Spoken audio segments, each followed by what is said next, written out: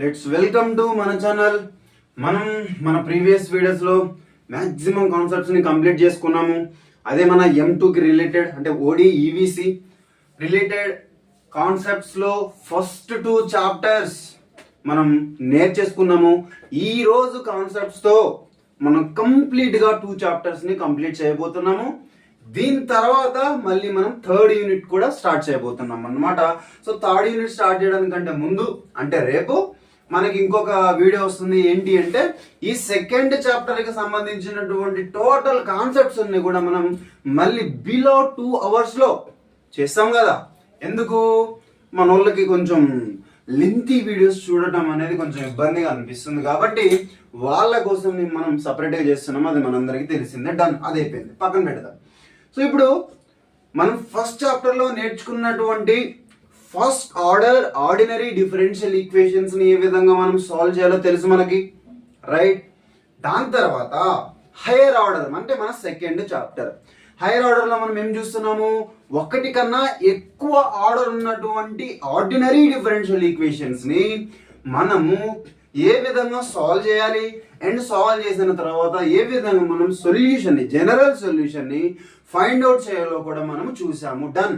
అయితే ఫస్ట్ చాప్టర్లో నేర్చుకున్నది అండ్ 2nd చాప్టర్లో నేర్చుకున్నటువంటి ఈ కాన్సెప్ట్స్ ఏవైతే ఉన్నాయో వీటిని మనం మన రియల్ లైఫ్లో ఎక్కడ యూజ్ చేస్తాము అనేది కనుక మీకు తెలియకపోతే నో యూజ్ ఆఫ్ లెర్నింగ్. అర్థమవుతుందా? మీరు ఈ ప్రపంచంలో ఏదైనా నేర్చుకోండి, బట్ దాన్ని మనం మన లైఫ్లో ఎలాగా యూజ్ చేసుకుంటాము అనేది మనకు తెలియకపోతే మనం ఎంత నేర్చుకున్నా యూజ్లెస్ అన్నమాట. సో ఇప్పుడు ఇంతకుముందు మనం నేర్చుకున్నటువంటి కాన్సెప్ట్స్ అన్ని కూడా ఎక్కడ యూజ్ అవుతాయి అంటే ఈ concept. Not only this electrical circuits, ఈ ఎలక్ట్రికల్ సర్క్యూట్స్ లోనే మాత్రమే యూజ్ అవుతుందని నేను చెప్పను. చాలా చాలా చాలా చాలా డిఫరెంట్ అప్లికేషన్స్ అనేవి ఉన్నాయన్నమాట. అర్థమైందా? సో డిఫరెంట్ అప్లికేషన్స్ లో మనకి డిఫరెంట్ వేస్ లో డిఫరెంట్ గా యూజ్ అవుతుంది. డన్. సో ఇప్పుడు ఆ కాన్సెప్ట్ పక్కగా పెట్టేసి ఆ డిఫరెంట్ కాన్సెప్ట్స్ లో మన రియల్ లైఫ్ అప్లికేషన్ అయినటువంటి ఒక్క కాన్సెప్ట్ వద్దాము. అదే మనకి ఎలక్ట్రికల్ సర్క్యూట్స్, రైట్? ఇక్కడ ఎలక్ట్రికల్ సర్క్యూట్స్ అని అంటున్నామంటే ఆ నేమ్ లోనే మనకి కంప్లీట్ ఆన్సర్ అనేది వచ్చేస్తుంది. ఏంటి ఆ కంప్లీట్ ఆన్సర్ అంటే సర్క్యూట్స్ మనకు తెలుసు. ఎలక్ట్రికల్ అంటే ఏంటి? ఎలక్ట్రిసిటీ సర్క్యూట్స్ అంటే సర్క్యూట్స్ అనేవి ఉన్నాయన్నమాట. ఆ సర్క్యూట్స్ లో ఎలక్ట్రిసిటీ అనేది పాస్ అవుతుంది. చెప్తాను నేను నీట్గా క్లియర్గా ఎక్స్ప్లెనేషన్ అనేది చేస్తాను. ఇక్కడ ఎలక్ట్రికల్ సర్క్యూట్స్ మనం అర్థం చేసుకోవడానికంటే ముందు మనకి సర్క్యూట్స్ అంటే ఏంటో మనకి క్లియర్గా అర్థమవుతే ఈజీగా మనం దీని మీనింగ్ ని అర్థం చేసుకోగలుగుతాం. ఓకే. సో ఇక్కడ సర్క్యూట్ అంటే డిఫరెంట్ ఎలిమెంట్స్ ఏవైతే ఉంటాయో అంటే ఫస్ట్ నేను మన రియల్ లైఫ్ లో జరిగేటువంటి థింగ్స్ ని చెప్తాను. అంత దూరం ఎందుకు? ఇప్పుడు మా రూమ్ ఉంది. ఈ రూమ్ లో ఇటు సైడ్ ఒక లైట్ ఉంది, ఇటు సైడ్ ఒక లైట్ ఉంది, పైన ఒక ఫ్యాన్ ఉంది. సో ఇప్పుడు వీటన్నిటిని కలుపుతున్నది ఏంటి? వైర్స్. అవునా? ఆ వైర్స్ అన్ని కూడా ఒకటే బోర్డుకి కనెక్ట్ అవుతున్నాయి. సో దీని మొత్తాన్ని ఏమంటాము అంటే ఒక సర్క్యూట్ అంటాం. అలాగే ఎలక్ట్రిసిటీని ఎలో చేసేటువంటి ఎలిమెంట్స్ ఏవైతే ఉంటాయో ఆ ఎలిమెంట్స్ తో ఫామ్ అయినటువంటి సర్క్యూట్స్ ఏవైతే ఉన్నాయో వాటిని మనం ఏమంటాము అంటే ఎలక్ట్రికల్ సర్క్యూట్స్ అని అంటాము. అంటే ఇది ఒక సర్క్యూట్. ఈ సర్క్యూట్ లోపల ఎలక్ట్రిసిటీని తన గుండా అంటే ఇప్పుడు సపోజ్ ఇక్కడ నాకు ఒక రెసిస్టర్ ఉంది అనుకుంటున్నా, అదొక నాకు ఎలక్ట్రికల్ ఎలిమెంట్. అర్థమవుతుందా? అంటే ఎలక్ట్రిసిటీని యూజ్ చేసుకొని నాకు ప్రొడక్ట్ అనేది వేరే ఇస్తుంది. ఇప్పుడు సపోజ్ ఈ ఫ్యాన్ ఉంది అనుకోండి, అది మన దగ్గర నుంచి ఎలక్ట్రిసిటీ తీసుకొని అది తిరగడం వల్ల మనకి ఎయిర్ అనేది ప్రొడ్యూస్ అవుతుంది. అలాగే ఇక్కడ ఒక ఎలక్ట్రికల్ ఎలిమెంట్ అనేది ఇందులో ఉన్నప్పుడు ఎక్కడి నుంచి అయితే మనం దీనికి ఎనర్జీని సప్లై చేస్తామో అప్పుడు ఎనర్జీని యూజ్ చేసుకొని అది సంథింగ్ ప్రొడక్ట్ అనేది మనకి తీసుకొచ్చి ఇస్తుంది. సో ఇలాగా ఫామ్ అయ్యేటువంటి సర్క్యూట్ ఏదైతే ఉందో అంటే ఎలక్ట్రికల్ ఎలిమెంట్స్ తోటి రాసుకోండి నీట్గా, ఎలక్ట్రికల్ ఎలిమెంట్స్ తోటి ఫామ్ అయ్యేటువంటి సర్క్యూట్స్. ఓకే, ఎలక్ట్రికల్ ఎలిమెంట్స్ తోటి ఫామ్ అయ్యేటువంటి సర్క్యూట్స్.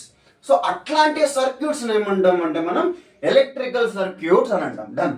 సో ఇక్కడ ఎలక్ట్రికల్ ఎలిమెంట్స్ అంటే ఏంటి కదా, రైట్. ఎలక్ట్రికల్ ఎలిమెంట్స్ అంటే ఇప్పుడు మనం ఇక్కడ ఒకటి అనుకున్నాం, రెసిస్టర్ అనుకున్నాం. ఇంకేముంటాయి మనకి ఎలక్ట్రికల్ ఎలిమెంట్స్ అంటే కెపాసిటర్ ఉంటుంది, అవునా, కెపాసిటర్, రైట్. ఇంకేముంటాయి, ఇండక్టర్, రైట్. ఇంకేమున్నాయి, బ్యాటరీ. ఇవి మనకి బేసిక్ అన్నమాట, బేసిక్ ఎలక్ట్రికల్ ఎలిమెంట్స్ ఇవన్నీ కూడా.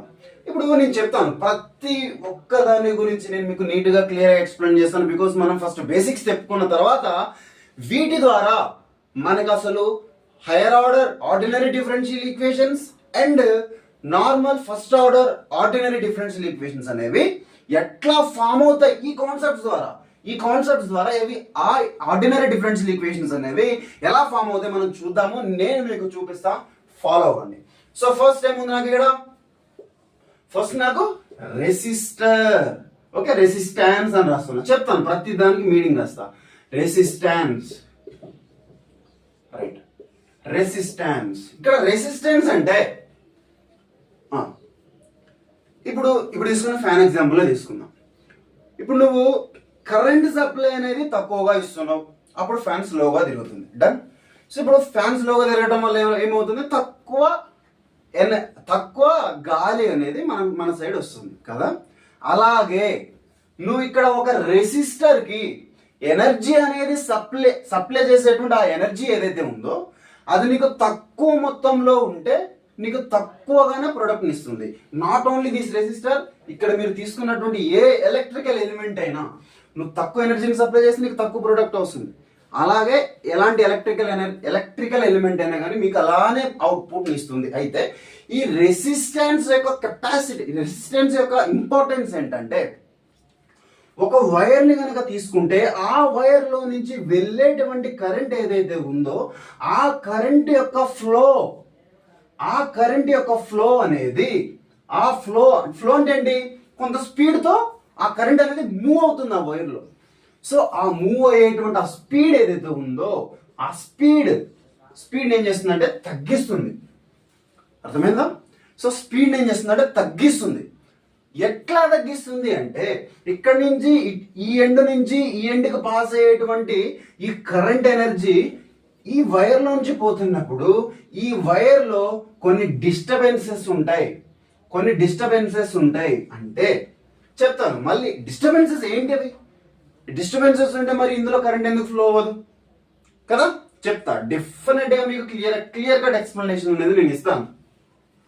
సో ఇందులో ఈ వైర్ లో కొన్ని డిస్టర్బెన్సెస్ ఉంటాయి కాబట్టి ఇక్కడ నుంచి ఈ ఎండ్ నుంచి ఈ ఎండ్కి ఫ్లో అయ్యేటువంటి కరెంట్ ఏదైతే ఉందో ఆ కరెంట్ యొక్క స్పీడ్ అనేది తగ్గిపోయి సో కొంత అమౌంట్ ఆఫ్ ఎనర్జీ అనేది ఈ వైర్ వాడుకొని రిమైనింగ్ ఎనర్జీని అటు సైడ్ పంపిస్తుంది. ఇది అంటే ఒక వైర్ కి లేదా ఏదైనా కావచ్చు, ఇక్కడ నాట్ ఓన్లీ దిస్ వైర్ మీరు తీసుకున్నప్పుడు ఇది మన ఫ్యాన్ అనుకున్నాం కదా, సో ఫ్యాన్ అయినా కూడా కావచ్చు. అదే తీసుకున్నటువంటి ఎనర్జీని కొంత అక్కడ ఆపేసుకుంటుంది, కొంత అక్కడ ఆపేసి అది అక్కడ యూజ్ చేసుకొని రిమైనింగ్ దానికి అవసరమైనటువంటి ఎనర్జీని బయటికి పంపిస్తుంది. అంతే. ఇది అంటే this is called the resistance. Resistance will resist the ఎనర్జీని రెసిస్ట్ చేస్తుంది, అంటే ఆపేస్తుంది. ఫ్లో అయ్యేటువంటి కరెంట్ ఎనర్జీని ఆపేస్తుంది. డన్. ఇది మనకి రెసిస్టెన్స్, రైట్. మళ్ళీ ఇంకొక థాట్, సరే కంట్రోల్ చేయాలి. సో థాట్ని కొద్దిసేపు పక్కన పెట్టేసి ఇప్పుడు మనకి రెసిస్టెన్స్ అంటే ఏంటో తెలిసింది. ఓకే, రెసిస్టర్ అంటే ఏంటి? రెసిస్ట్ చేసేటువంటి డివైస్. అర్థమైందా? రెసిస్ట్ చేసేటువంటి డివైస్. ఫ్యాన్ సమ్ కరెంట్ వాడుకొని రిమైనింగ్ కరెంట్ బయట పంపిస్తుంది. సో ఫ్యాన్ ఒక రెసిస్టర్. ఇప్పుడు బల్బ్ ఉంది, బల్బ్ కూడా సమ్ కరెంట్ వాడుకొని రిమైనింగ్ కరెంట్ బయటకు పంపిస్తుంది. So bulb is a type of resistor. అర్థమైందా? ఈ వైర్ ఇప్పుడు చెప్పుకున్న వైర్, ఈ వైర్ ఇక్కడ నుంచి ఇక్కడికి కరెంట్ పాస్ చేస్తున్నప్పుడు ఈ వైర్ కూడా కొంచెం ఆ ఎనర్జీని వాడుకుంటుందని చెప్పుకున్నాం. సో అది కూడా నాకు ఒక టైప్ ఆఫ్ రెసిస్టరే. మరి ఎంత అమౌంట్ ఆఫ్ ఎనర్జీ అనేది వాడుకుంది అంటే ఎంత అమౌంట్ ఆఫ్ ఎనర్జీ అది ఆపేసింది, దాన్ని మనం రెసిస్టెన్స్ అంటాం. క్యాపబిలిటీ, అర్థమవుతుందా? Capability of resisting the energy flow. ఇది ఇంకా క్లియర్ కట్ డెఫినేషన్ అనమాట. ఇక్కడ రాసేసుకోండి. Capability of capability to not of capability to resist the energy flow. దీన్ని ఏమంటామంటే రెసిస్టెన్స్ అంటాము. ఇది రెసిస్టెన్స్ అంటాం. రైట్, అది అయిపోయింది. ఇంకా నెక్స్ట్ టైమింగ్ వచ్చేసి capacitor. It's a beautiful electrical element. నిజంగా చాలా బ్యూటిఫుల్. ఇది కెపాసిటర్ అనేది ఒక బ్యూటిఫుల్ ఎలక్ట్రికల్ ఎలిమెంట్. ఏంటది? కెపాసిటర్. ఇక్కడ రాస్తున్నాను. కెపాసిటర్ మనం కెపాసిటెన్స్ ని మనం C తో డినోట్ చేస్తాం. ఇక్కడ రెసిస్టెన్స్ ని మనం R తో డినోట్ చేస్తాం. Right, okay, done. దీనికి ఒక ఈక్వేషన్ ఉంటుంది అండ్ దీనికి ఒక ఈక్వేషన్ ఉంటుంది. చెప్తాను కూడా. ఫస్ట్ మీకు ఇక్కడ ఒక బేసిక్ కాన్సెప్ట్ అనేది ఇక్కడ బిల్డ్ అయితే మీకు ఈజీగా అర్థమైపోతుంది. ఓకేనా? ఇప్పుడు దీనికి చెప్పిన తర్వాత దీని నుంచి మనం ఈక్వేషన్స్ ఎట్లా రాబట్టాలో అది కూడా చెప్తాను. డన్. సో ఇక్కడ మనం కెపాసిటర్ గురించి మాట్లాడుతున్నాము. కెపాసిటర్ గురించి మాట్లాడుతున్నాం కదా. సో ఇక్కడ కెపాసిటర్ అనేది ఏం చేస్తుందంటే ఒక వైర్, ఇదే వైర్ నేను ఇక్కడ గీస్తున్నా. ఓకేనా? ఇక్కడ గీస్తున్నా. ఇక్కడ నుంచి ఇక్కడికి ఒక వైర్ గీసాను. సో మధ్యలో నాకు కెపాసిటర్ అనేది ఉంది. ఈ కెపాసిటర్ ఏం చేస్తుంది అంటే ఈ ఎండ్ నుంచి ఈ ఎండ్కు మూవ్ అయ్యేటువంటి ఎనర్జీ ఫ్లో ఏదైతే ఉందో ఆ ఎనర్జీ ఫ్లోలో ఉన్నటువంటి ఛార్జ్ ఎనర్జీ, అర్థమవుతుందా? ఈ ఎనర్జీ ఫ్లోలో ఉన్నటువంటి ఛార్జ్ని ఈ కెపాసిటర్ అనేది స్టోర్ చేసుకుంటుంది. అర్థమైందా? Store the charge. ఛార్జ్ అంటే ఏంటి? ఫ్లో ఆఫ్ ఎలక్ట్రాన్స్ యొక్క ఫ్లోలో కొన్ని ఎలక్ట్రాన్స్ తీసుకెళ్లేసి దాంట్లో దాచిపెట్టుకుంటుంది. బట్ అవి కంపల్సరీ ఎలక్ట్రాన్స్ అయి ఉంటాయని చెప్పలేము. అవి ఎలక్ట్రాన్స్ అయినా కావచ్చు అండ్ ప్రోటాన్స్ అయినా కావచ్చు, చెప్పలేము. సో అవి కొన్ని వెళ్ళేసి ఇందులో స్టోర్ అవుతాయి. రైట్. సో ఇక్కడ ఎలాగా, ఏ కండిషన్ ని బేస్ చేసుకుని స్టోర్ అవుతాయి అంటే ఈ కండిషన్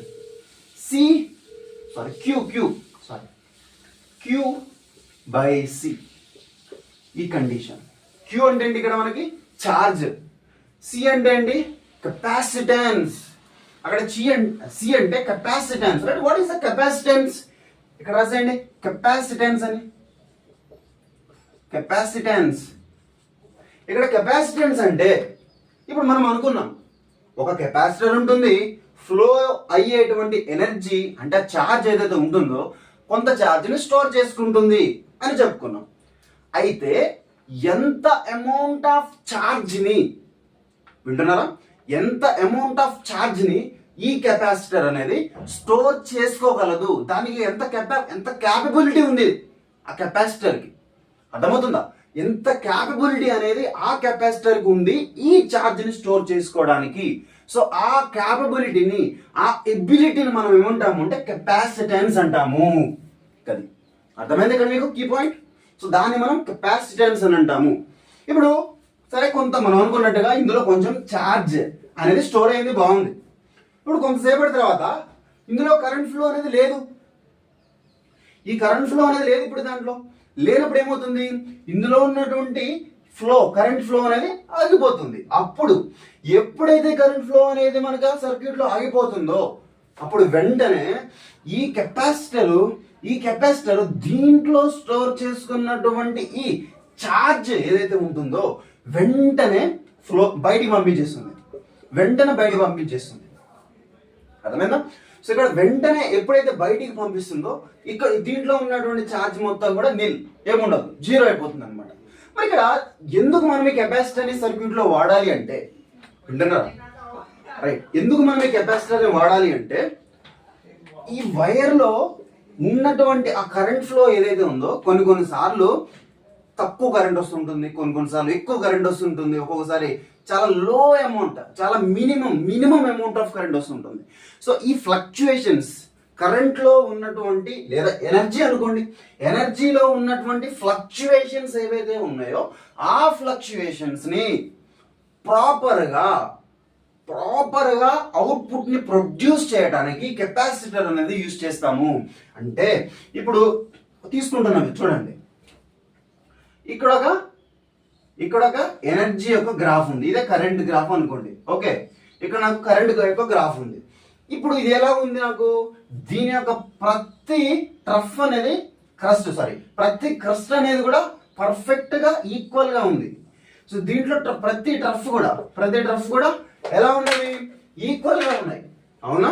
అంటే దీన్ని బట్టి మనకి ఏం అర్థమవుతుంది, వచ్చేటువంటి ఎనర్జీ అనేది పర్ఫెక్ట్ గా ఉంది, ఎలాంటి ఫ్లక్చుయేషన్స్ లేవు. కానీ కొన్నిసార్లు ఏమవుతుందంటే ఇవి ఇలా వస్తుంటాయి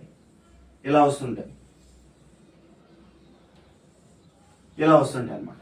అంటే కరెంట్ ఫ్లో ఉంది, కానీ కొన్నిసార్లు ఎక్కువ రావడం, కొన్నిసార్లు తక్కువ రావడం, కొన్నిసార్లు అసలు ఏం రాకోకుండా వెళ్ళిపోవడం, అట్లా ఉంటాయి అన్నమాట. కరెంట్ అనేది ప్రొడ్యూస్ అవుతున్నప్పుడు ఉండేటువంటి ఫ్లక్చుయేషన్స్. సో ఈ ఫ్లక్చుయేషన్స్ ని ఇలాగా ఉండేటువంటి ఫ్లక్చుయేషన్స్ అన్నింటినీ కూడా కరెక్ట్ గా ప్రాపర్ మేనర్ లో రావడానికి, ఒక కరెక్ట్ మేనర్ లో కరెక్ట్ ప్యాటర్న్ లో మనకి కరెంట్ అనేది బయటికి ప్రొడ్యూస్ అవడానికి ఈ కెపాసిటర్ అనేది యూజ్ అవుతుంది. ఎట్లాగా, ఇలాగా ఉన్నటువంటి ఈ వేవ్స్ ని ఇలాగా ఒక పర్ఫెక్ట్ మేనర్ లోకి ఎలాగా మారుస్తుంది సార్? చూడండి, మనకు తెలిసిందే కెపాసిటర్ ఛార్జ్ ని స్టోర్ చేసుకుంటుంది. అవునా?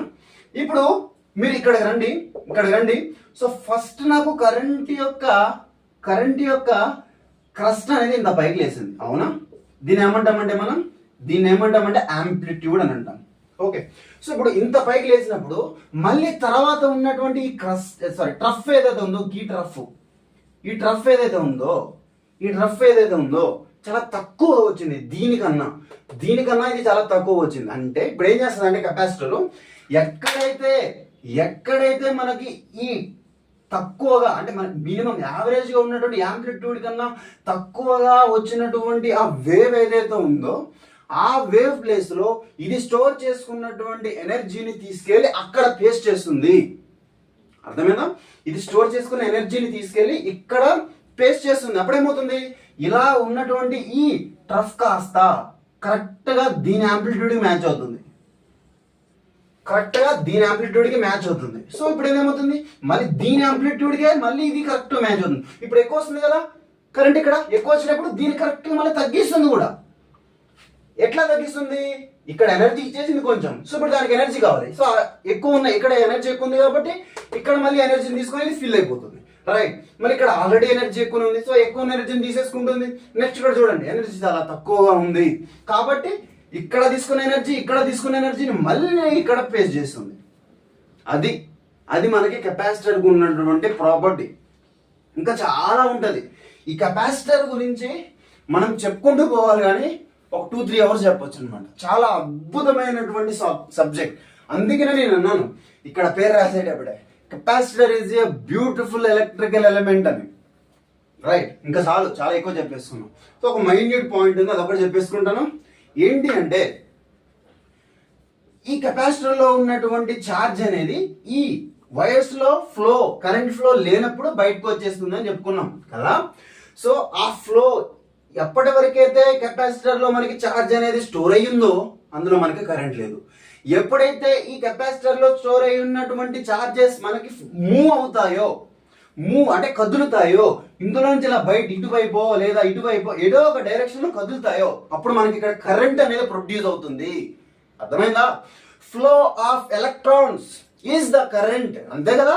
సో అప్పటి వరకు ఇక్కడ ఇందులో రెస్ట్ లో ఉన్నటువంటి కెపాసిటర్ లో రెస్ట్ లో ఉన్నటువంటి ఆ చార్జెస్ అనేవి ఎప్పుడైతే మనకి బయటికి మూవ్ అవుతున్నాయి కాబట్టి ఇక్కడ మనకి కరెంట్ అనేది ప్రొడ్యూస్ అవుతుంది. సో ఆ కరెంట్ మనం ఎలాగా రిప్రజెంట్ చేస్తాము అంటే in terms of differentiation dq/dt. ఎట్లా సార్ ఈ ఫార్ములా ఉంది చెప్తున్నాను కదా. ఈ కెపాసిటర్ గురించి మనం చెప్పుకుంటూ పోవాలి, కానీ 2-3 అవర్స్ చెప్పొచ్చు ఈ ఒక్క కెపాసిటర్ గురించి. అంత బ్యూటిఫుల్ గా ఉంటుంది అనమాట కెపాసిటర్ అనేది. Okay, done. సో ఇప్పుడు మీకు అర్థమైంది కదా కెపాసిటర్ అంటే ఏంటి, కెపాసిటెన్స్ అంటే ఏంటి అని. డన్. సో ఇప్పుడు దీని నుంచి మనకి కరెంట్ కూడా వచ్చేసింది. అండ్ మనకి ఎంత అమౌంట్ ఆఫ్ కెపాసిటెన్స్ అనేది ఉంటుంది అని మనం ఇక్కడ కూడా చూసేసాము. ఇక్కడికి రండి ఒకసారి. రెసిస్టెన్స్ అంటే ఏంటో తెలుసు. ఎంత అంటే ఏంటి? ఈ వైర్కి ఫ్లో అయ్యేటువంటి ఎనర్జీని ఆపగలిగేటువంటి ఎబిలిటీ. సో ఆ అమౌంట్ ఆఫ్ ఎబిలిటీని మనం ఏమంటాము అంటే V is equals to IR. ఇక్కడ R అంటే ఏంటి? Resistance. R is equals to V by I. So ఇది మనకి రెసిస్టెన్స్ కి ఫార్ములా. ఇప్పుడు ఇక్కడ వోల్టేజ్ తీసుకుంటాము, కరెంట్ తీసుకుంటాము. దీంట్లో ఫ్లో అయ్యేటువంటి మళ్ళీ వోల్టేజ్ ఇంకా సపరేట్ కాన్సెప్ట్. నిజంగా ఇందుకనే ఫిజిక్స్ అనేది ఒక బ్యూటిఫుల్ సబ్జెక్ట్. సో ఫిజిక్స్ ని బ్రతికించడం కోసం మ్యాథమెటిక్స్ ని తయారు చేశారు. సో చెప్తాను నేను ఏపీ స్టార్ట్ చేసినప్పుడు బ్యూటిఫుల్ గా ఎక్స్ప్లెనేషన్ ఇస్తా, చాలా బ్యూటిఫుల్ గా.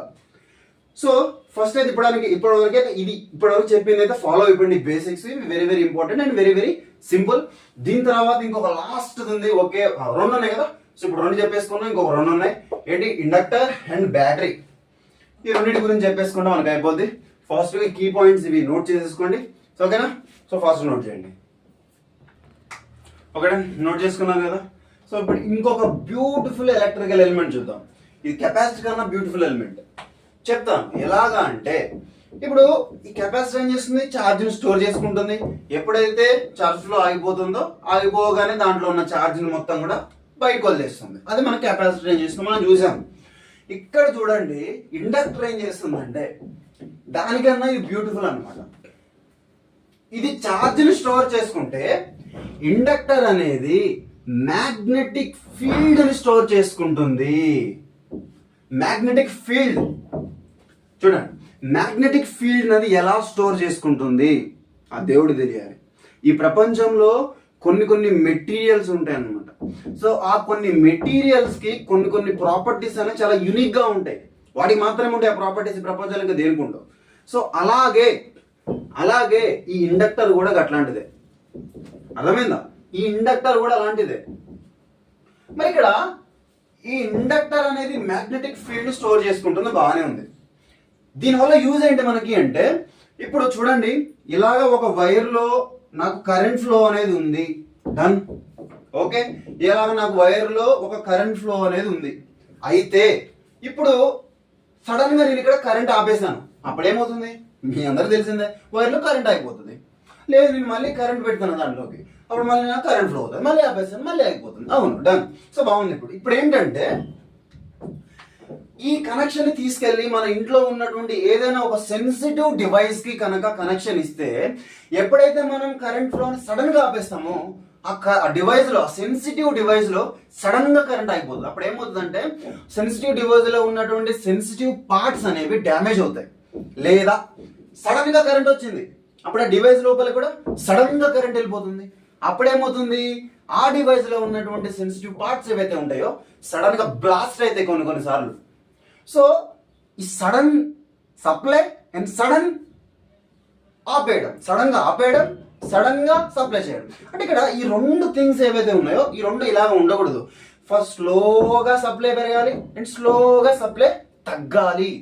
సో ఈ ప్రాపర్టీ ఏదైతే ఉందో, ఈ ప్రాపర్టీ ఉన్నప్పుడు మనకి అంత సెన్సిటివ్ డివైసెస్ అయినా కానీ డ్యామేజ్ అవ్వవు. సో ఈ ఇండక్టర్ చేసేటువంటి కీ వర్క్ ఏంటంటే ఎనర్జీని ఈ వైర్ లో సడన్ గా పడిపోనియదు. సడన్ గా పడిపోనివ్వదు. సడన్ గా ఎనర్జీ ఇప్పుడు పోతుంది, నాకు ఇందులో నుంచి కరెంట్ ఫాస్ట్ వెళ్ళిపోతుంది, సడన్ గా కరెంట్ పోయింది నాకు. అప్పుడు ఏమవుతుంది? ఈ వైర్ లో నాకు కరెంట్ ఫ్లో ఉంటుంది. కరెంట్ పోయినప్పటికీ కూడా ఎట్లాగా ఉంటుంది సార్? ఇగో ఈ ఇండక్టర్ ఏదైతే ఉందో, ఈ ఇండక్టర్ కరెంట్ లేనప్పటికీ కూడా స్లోగా కరెంట్ దీంట్లో తగ్గేలా చేస్తుంది. అర్థమైందా? సో నేను మీకు ఒక చిన్న ఎగ్జాంపుల్ చెప్తా. ఇప్పుడు వినోద్ ఒకసారి పెట్టరా. ఇప్పుడు చూడండి, ఇప్పుడు ఇది వెలుగుతుంది, నాది ల్యాప్టాప్ ఛార్జర్. డన్. సో ఇప్పుడు నేను ఏం చేస్తున్నానంటే, ఇక్కడ వెలుగుతుంది అంటే ఇప్పుడు దీనికి మనకి ఛార్జ్ అనేది వస్తుంది, ఎనర్జీ సప్లై అనేది జరుగుతుందని మనకు అర్థమవుతుంది. డన్. సో ఇప్పుడు నాకు ప్లగ్ ఇస్తుండే వినోద్ ఒకసారి. ఇప్పుడు నేను ఏం చేశాను? డిస్కనెక్ట్ చేశాను. మీకు కనిపిస్తుందా? డిస్కనెక్ట్ చేసినప్పటికీ దీంట్లో ఉన్నటువంటి లైట్ అనేది సడన్ గా ఆగిందా? ఆగలేదు. అంటే ఏంటి ఇక్కడ? ఇది ఈ చార్జర్ లోపల మనకి ఇండక్టర్స్ అనేవి ఉంటాయి. ఈ చార్జర్ లోపల ఇండక్టర్స్ అనేవి ఉంటాయి. సో దీంట్లో ఉన్నటువంటి కరెంట్ సప్లై అనేది మనం సడన్ గా ఆపేసినా దీంట్లో బయటికి వచ్చేటువంటి అవుట్పుట్ కరెంట్ అనేది సడన్ గా ఆగదు. అర్థమవుతుందా? సో అంటే దీంట్లో ఉన్నటువంటి ఇండక్టర్స్ యొక్క ప్రాపర్టీ అదే, సడన్ గా కరెంట్ ని ఆగనివ్వవు. సో ఇండక్టర్ చేసేది కూడా అంతే. ఈ వైర్ లోంచి కరెంట్ పోతున్నప్పుడు ఈ కరెంట్ సప్లై అనేది సడన్ గా ఆగిపోయినప్పుడు ఈ ఇండక్టర్ ఏం చేస్తుంది? ఈ వైర్ లోపల ఉన్నటువంటి కరెంట్ సప్లై సడన్ గా ఆగనివ్వదు. దీంట్లో ఉన్నటువంటి కరెంట్ ని ఇది స్టోర్ చేసుకున్నటువంటి మ్యాగ్నెటిక్ ఫీల్డ్ తీసుకొచ్చేసి ఈ వైర్ మీద అప్లై చేస్తుంది. మీకు ఆల్రెడీ తెలుసు ఎలక్ట్రోమోటివ్ ఫోర్స్ అని. ఎలక్ట్రోమోటివ్ ఫోర్స్ అంటే ఇప్పుడు ఒక వైర్ లోంచి ఒక కరెంట్ పోతుంది లేదా సమ్ ఎనర్జీ వెళ్తుంది. సరే కరెంట్ అనుకుందాం. ఈ వైర్ లోంచి కరెంట్ పోతున్నప్పుడు ఇది మనకి ఏం ప్రొడ్యూస్ చేస్తుంది బయటికి అంటే మ్యాగ్నెటిక్ ఫీల్డ్స్ ని ప్రొడ్యూస్ చేస్తుంది. అవి ఎలాగా ఉంటాయి అంటే ఈ వైర్ కు చుట్టూ ఉంటాయి. డన్. సో ఎప్పుడైతే కరెంట్ సప్లై పోతుందో మ్యాగ్నెటిక్ ఫీల్డ్ కూడా పోతుంది కదా. సో ఈ వైర్ లో కరెంట్ అనేది ఆగిపోయినప్పుడు దీని చుట్టూ ఉన్నటువంటి మ్యాగ్నెటిక్ ఫీల్డ్ ఏదైతే ఉందో ఆ మ్యాగ్నెటిక్ ఫీల్డ్ ఇది ఆపేస్తుంది. సో ఇక్కడ మనకి కరెంట్ పోయింది, మ్యాగ్నెటిక్ ఫీల్డ్ పోయింది. కానీ ఈ ఇండక్టర్ స్టోర్ చేసుకున్నటువంటి ఈ మ్యాగ్నెటిక్ ఫీల్డ్ ఏదైతే ఉందో పోలేదు కదా. అర్థమైందా పాయింట్ మీకు? ఇక్కడ ఇండక్టర్ స్టోర్ చేసుకున్నటువంటి ఈ మ్యాగ్నెటిక్ ఫీల్డ్ అనేది పోలేదు. కాబట్టి ఈ మ్యాగ్నెటిక్ ఫీల్డ్ అనేది ఈ వైర్ మీద అప్లై అవుతుంది.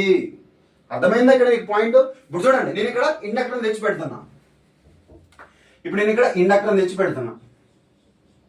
ఇది ఇండక్టర్ తెచ్చి పెట్టేశాను. ఎల్ తోటి డినోట్ చేస్తాం మన ఇండక్టర్. ఇండక్టర్ యొక్క సింబల్ ఇది అనమాట. అయితే ఇక్కడ ఇప్పుడు నాకు కరెంట్ సప్లై అనేది పోయింది. ఇక్కడ ఇండక్టర్ నేను పెట్టాను కదా. సో ఈ ఇండక్టర్ ఏం చేస్తుంది? దీంట్లో నాకు మ్యాగ్నెటిక్ ఫీల్డ్ ఉంది.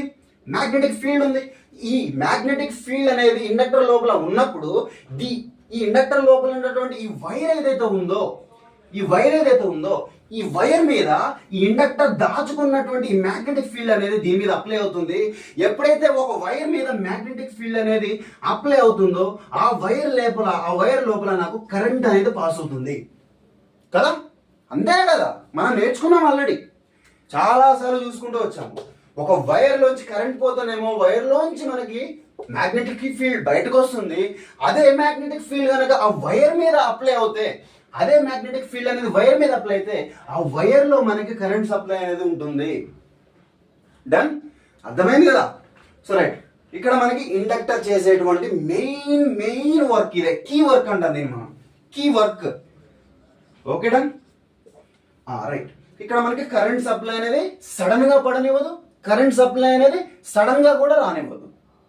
అర్థమైంది కదా పాయింట్ ఇక్కడ. డన్. సో ఇప్పుడు మనకి ఇండక్టర్ అనేది బాగానే ఉంది. మరి ఇండక్టర్ ఇప్పుడు ఒక కాన్సెప్ట్ ఉంది అన్నప్పుడు దానికి ఒక ప్రాపర్ ఈక్వేషన్ ఉండాలి కదా.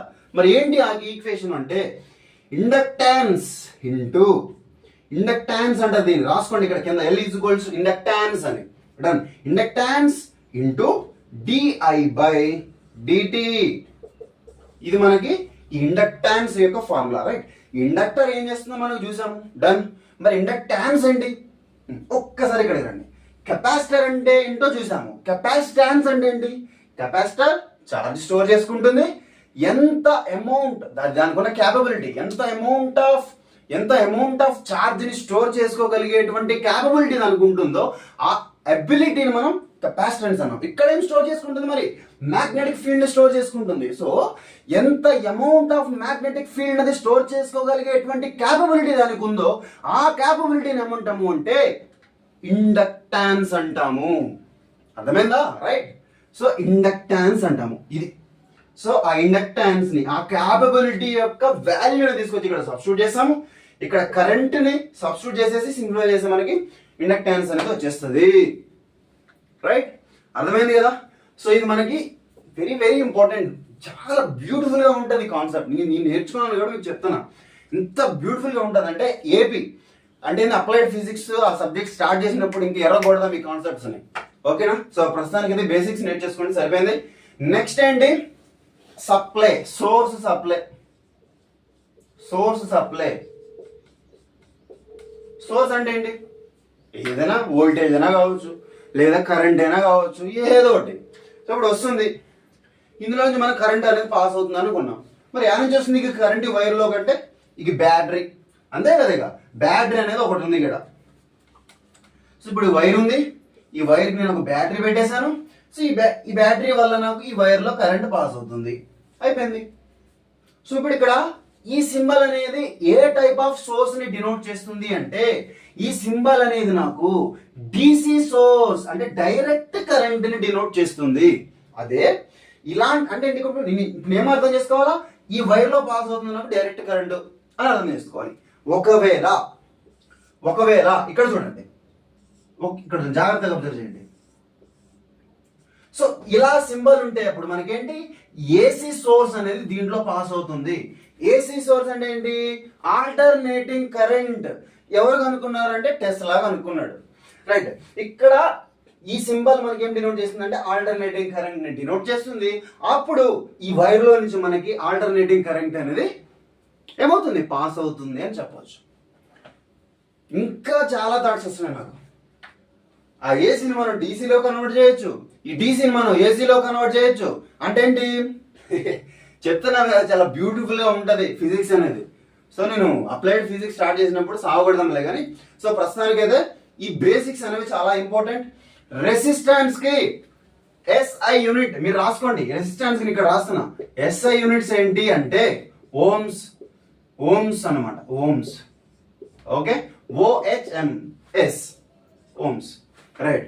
కెపాసిటెన్స్ కి ఏమని చెప్పొచ్చు? ఫారడేస్, అంతే.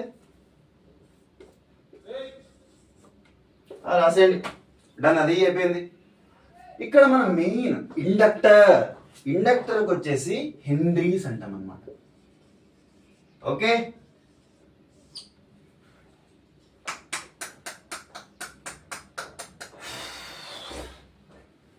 ఓకే. ఇక్కడ మనం మ్యాగ్నెటిక్ ఫీల్డ్ ఏదైతే ఉందో, ఈ మ్యాగ్నెటిక్ ఫీల్డ్ యొక్క ఎస్ఐ యూనిట్ కూడా ఉంది. ఏంటది? ఈ మ్యాగ్నెటిక్ ఫీల్డ్ కి ఎస్ఐ యూనిట్స్ కూడా ఉన్నాయి. ఏంటి అవి అంటే వెబర్స్ లో చెప్పొచ్చు, లేదా దీనికి ఇంకొక నేమ్ కూడా ఉంటుంది కదా, టెస్లా అని కూడా చెప్పొచ్చు. మీ ఇష్టం, వెబర్స్ అన్నా టెస్లా అన్నా నో ప్రాబ్లం అనమాట. సో ఇక్కడ కెపాసిటెన్స్ ఏమో ఫారడేస్ అని అంటాము అని చెప్పుకున్నాము. నెక్స్ట్ ఫారడేస్ కాదు, ఫారడ్స్, రైట్. నెక్స్ట్ ఏంటి? రైట్, ఒక ఛార్జ్ ని ఎంత ఉందో తెలుసుకోవాలి అనుకుంటే వాటిని మనం కులూమ్స్ తో క్యాలిక్యులేట్ చేస్తాము. అర్థమైందా? ఇప్పుడు కెపాసిటర్ అనేది ఎంత అమౌంట్, దానికి ఉన్నటువంటి స్టోర్ చేసుకోగలిగేటువంటి ఎబిలిటీని మనం ఏమంటున్నాం? కెపాసిటెన్స్ అంటాం.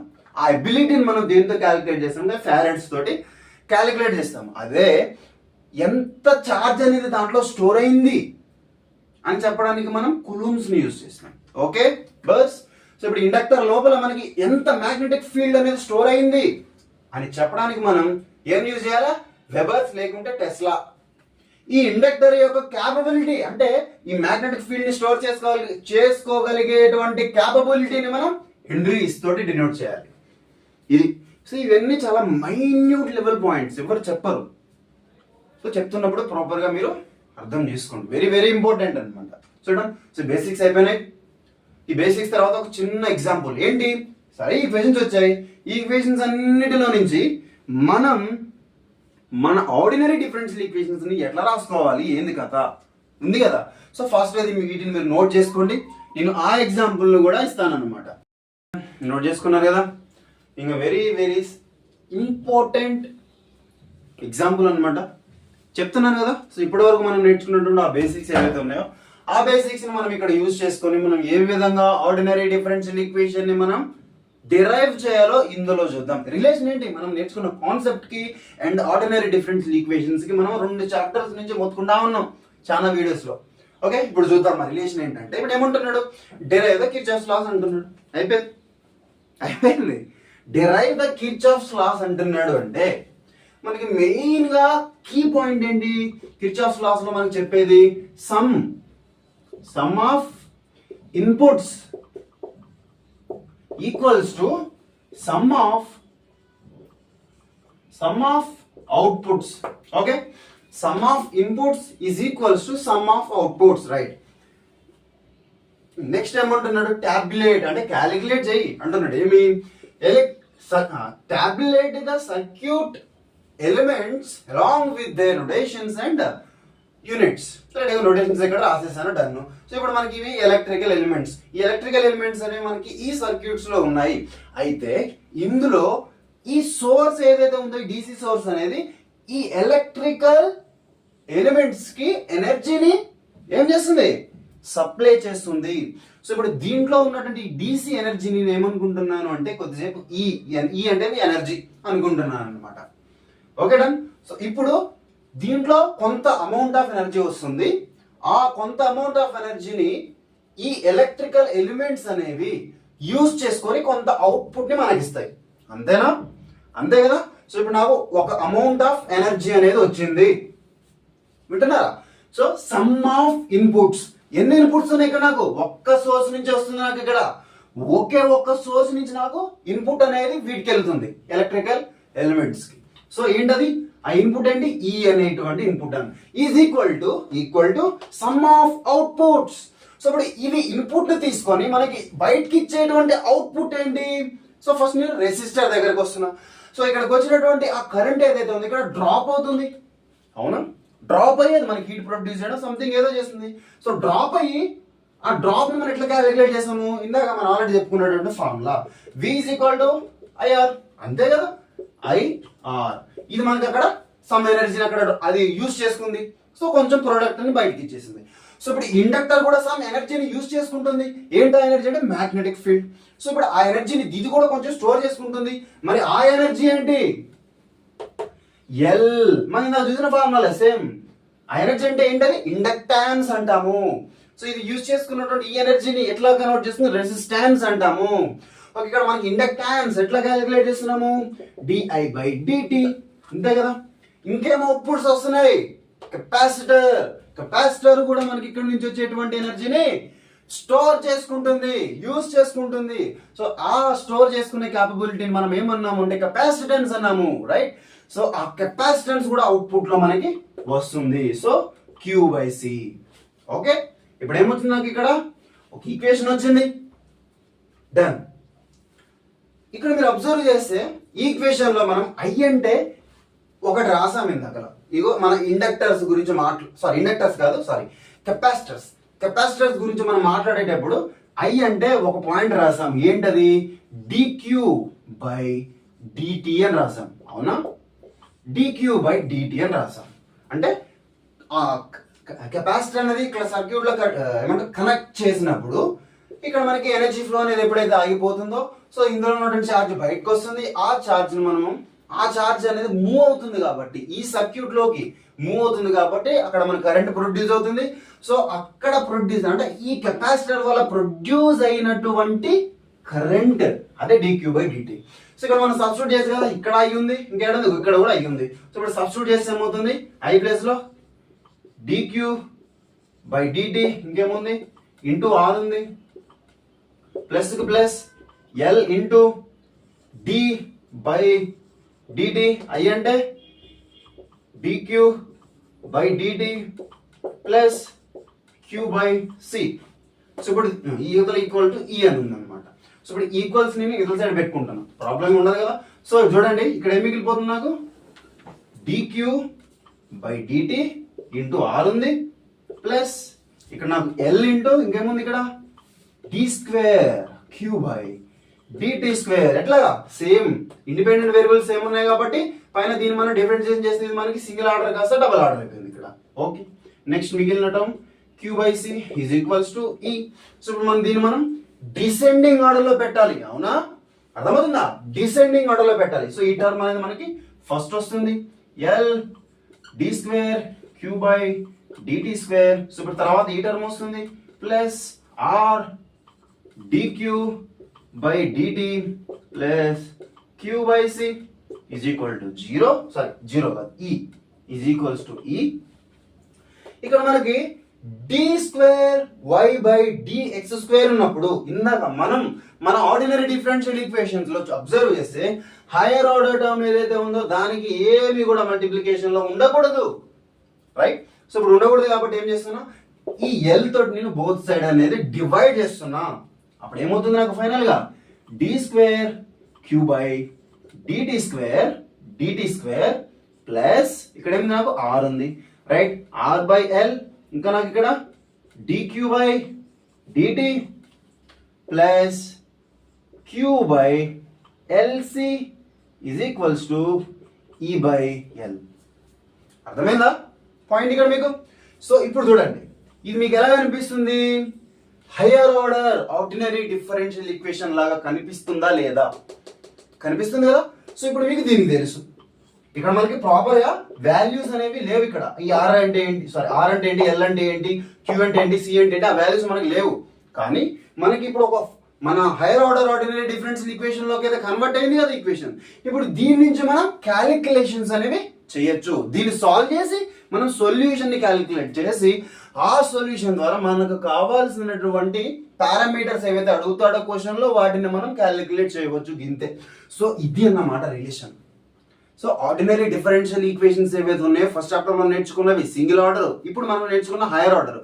ఆ కాన్సెప్ట్స్ అని నేర్చుకోవడానికి రీజన్ ఏంటంటే, సో ఇలాంటి కాన్సెప్ట్స్ ఏంటి, ఇలాంటి రియల్ లైఫ్ లో యూజ్ చేసేటువంటి ఈ కాన్సెప్ట్స్ ఏవైతే ఉన్నాయో ఈ కాన్సెప్ట్స్ అన్నిటిని కూడా మనం సమ్ క్యాలిక్యులేషన్స్ అనేవి చేయాలి అనుకున్నప్పుడు ఆ క్యాలిక్యులేషన్స్ ని సింప్లిఫై చేసుకోవడానికే వీటినన్నిటిని కూడా కొన్ని కాన్సెప్ట్స్ ని యూజ్ చేసుకొని ఈ విధంగా సింగిల్ ఆర్డర్ లేదా హైయర్ ఆర్డర్ లోకి కన్వర్ట్ చేసి సాల్వ్ చేసుకుంటాము. ఇది సో ఇంకా నేను మొత్తాన్ని మీకు చెప్పొచ్చేది ఏంటంటే, ఇప్పుడు మీకు అర్థమై ఉంటుంది మనం నేర్చుకున్న చాప్టర్ లో ఉన్నటువంటి ఆ కాన్సెప్ట్స్ కి అండ్ ఈ రిలేషన్ కి. సో ఫైనల్ గా నేను చెప్పొచ్చేది అయితే ఫైనల్ గా ఒకటే, ఏమైనా అర్థం కానటువంటి పాయింట్స్ ఏమైనా ఉంటే వాటిని మీరు కామెంట్ సెక్షన్ లో కామెంట్ చేయండి. చూసిన ప్రతి ఒక్కరు ఖచ్చితంగా కామెంట్ చేయండి, లైక్ చేయండి. మీకు నచ్చితేనే, నచ్చకపోతే డిస్లైక్ చేసి ఇక్కడ మీకు ఎందుకు నచ్చలేదో పాయింట్ నాకు తెలిస్తేనే కదా నేను నెక్స్ట్ టైం వీడియోలో కరెక్ట్ చేసుకోగలుగుతాను. సో మీరు డెఫినెట్గా నచ్చితే లైక్ చేసి, నచ్చకపోతే డిస్లైక్ చేసేసి కామెంట్ చేయండి. This is my humble request అనమాట. బికాస్ మనమందరం కలిసి వెళ్ళాలనుకున్నప్పుడు మనలో మిస్టేక్స్ని మనమే కరెక్ట్ చేసుకోవాలి కాబట్టి. సో ఇంకా మళ్ళీ మనం నెక్స్ట్ వీడియోలో ఆ మిస్టేక్స్ని కరెక్ట్ చేసుకుంటూ మళ్ళీ కలుద్దాం. Okay, thank you so much.